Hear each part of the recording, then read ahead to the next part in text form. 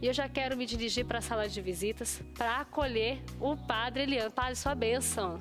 Deus abençoe, Mirela. Que bom que o senhor veio. Nós já nos abraçamos ali atrás. Isso mesmo. Que é um abraço tão bom. Gosto tanto quando o senhor vem, fico tão feliz. Padre, hoje o senhor está em outra missão, não é verdade? Então, eu estou numa outra missão em São Paulo. Então, eu trabalho como vigário paroquial na paróquia São Vicente de Paulo.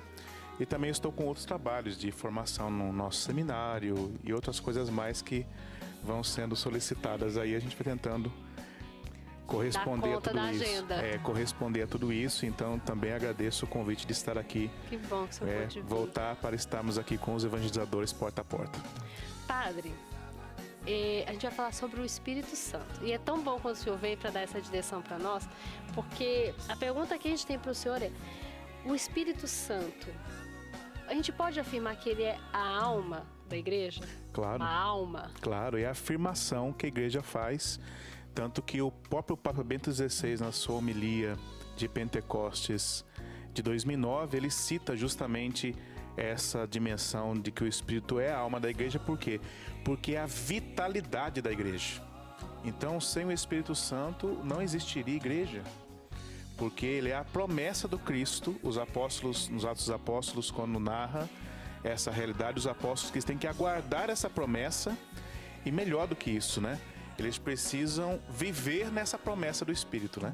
Então, nós estamos aí nos aproximando para essa realidade de Pentecostes. É muito importante que nós entendamos isso.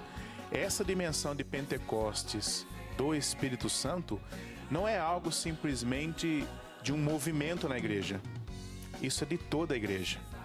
Porque tudo que se realiza na igreja, tudo que se faz dessa vitalidade da igreja, é graça do Espírito Santo. Só Ele pode realizar, só Ele pode perpetuar tudo isso, só Ele pode conduzir tudo isso e manter tudo isso, né, até que o Senhor volte. Então é promessa do Espírito, né? Para nós, para todos nós. Então nós precisamos ter, eu tenho usado um termo interessante, que não é impossível ser cristão sem ter essa vida de Pentecostes. Nós precisamos ter uma vida de Pentecostes, ou seja, uma vida que é conduzida pelo Espírito Santo, uma vida que é santificada, ainda mais tocando nessa dimensão para o evangelizador porta a porta. É o Espírito Santo que nos torna evangelhos vivos, né? Eu pensava, quando evangelizador porta a porta, né? Deveria até aprofundar isso, mostrar assim, evangelho porta a porta, não é o evangelho que bate a porta, né? Sim. Porque o evangelho vivo, ele precisa bater a porta dos corações, né? Para que esses corações possam dizer entra, né? Aí esse evangelho vivo pode entrar e pode então realizar uma obra nova, né? Porque o Espírito, ele precisa ser pedido, sim, mas acima de tudo ele precisa ser clamado, de forma que nós estejamos sempre abertos a ele, né? Para que se realize não o que nós queremos, né? Porque nem sempre o que nós queremos é o melhor para nós, né? Sim. Nós precisamos realmente clamar esse Espírito com esse desejo de que ele realize em nós o que nós precisamos. A necessidade, né? É aquilo que eu preciso. A necessidade. Porque o que eu preciso é o que me leva para o céu, né? O que eu quero nem sempre. Verdade, Padre. Como é difícil a gente discernir o que é preciso do que a gente quer, né? Claro, mas aí o Espírito vai dar. O próprio Espírito nos ajuda nesse discernimento. O dom do discernimento, né? Sim. Ele vai dar. Mas eu preciso ansiar isso muito mais do que aquilo que eu quero. É preciso, claro, uma docilidade, né? Porque o Espírito não quer realizar outra coisa em nós do que tudo aquilo que ele realizou em Jesus, né? Da mesma forma que ele guiou Jesus, que ele guiou os apóstolos, não é? Porque os apóstolos não faziam nada, né? Tanto que várias vezes nos Atos dos Apóstolos aparece isso, né? Nós e o Espírito Santo decidimos. Então eles contemplam como uma pessoa que decide neles, né? Que decide com eles, né? Que guia, né? É uma pessoa. O Espírito que conduziu-nos, né? A essa realidade, aquela realidade. Então o trato é esse, de uma pessoa presente, né? Que conduz todas as coisas. Que lindo, Padre. Eu gosto tanto do Espírito Santo, queria ser muito mais aberto. Falando da experiência do Pentecostes, o senhor como um sacerdote da igreja, como é que o senhor vê hoje a experiência do Pentecostes na atualidade? Olha, é uma experiência que sempre está marcando a vida da igreja. Isso é fato, porque todos os sacramentos, a evangelização, não é? Ninguém pode dizer que Jesus é o Senhor se não for pelo Espírito Santo. Então, ela é atual sim.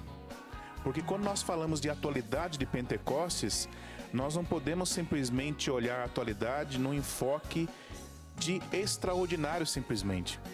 Não é assim que se olha. Eu preciso olhar desse processo de Pentecostes que vai construindo as coisas, né?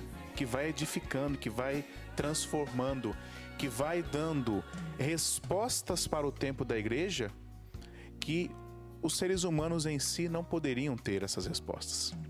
É verdade. Somente o Espírito Santo poderia inspirar para cada tempo da igreja, para cada período, aquilo que lhe é mais necessário e mais urgente. Então a experiência é atual, seja nas vocações, seja nas novas comunidades, seja em tudo aquilo que o Papa expressa para o nosso tempo, para a vida da igreja, ou seja, tudo aquilo que a igreja está aí suscitando, né, para o nosso tempo, que é, sem dúvida, graça de Pentecostes. Porque se não fosse graça de Pentecostes, não permaneceria. Padre, agora uma pergunta pessoal, tá? Não está na pauta. O senhor foi falando da questão do extraordinário.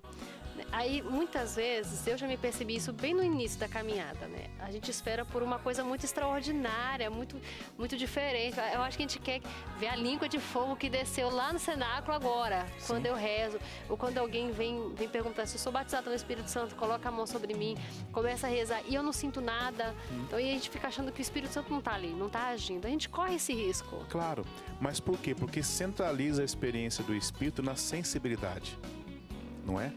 Por isso que eu gosto de expressar que a cada Eucaristia, quando o sacerdote termina a consagração, ele diz: eis o mistério da fé. Ele não diz: eis o mistério do nosso sentimento humano, né? Verdade.